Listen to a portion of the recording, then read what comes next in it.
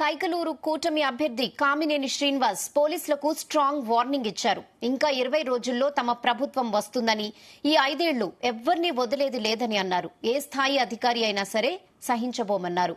అధికారం ఉంది కదా అని మా కార్యకర్తల జోలికొస్తే నేనేంటో చూపిస్తానంటూ హెచ్చరించారు. అధికార పార్టీకి కొమ్ము కాస్తున్నారంటూ ఓ పోలీసు అధికారి మీద పై అధికారులకు కామినేని శ్రీనివాస్ ఫిర్యాదు చేశారు.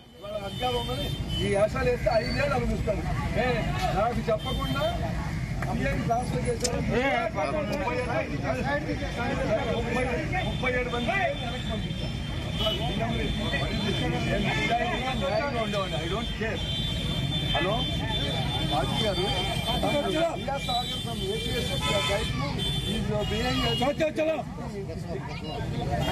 Complaining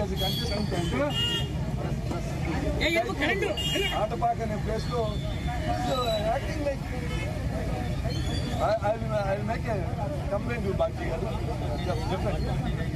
129 views.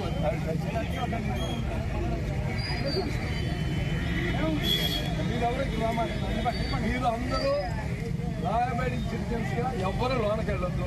లోనకి వెళ్ళి ఉన్నారు ఓట్ చేసి వస్తారు.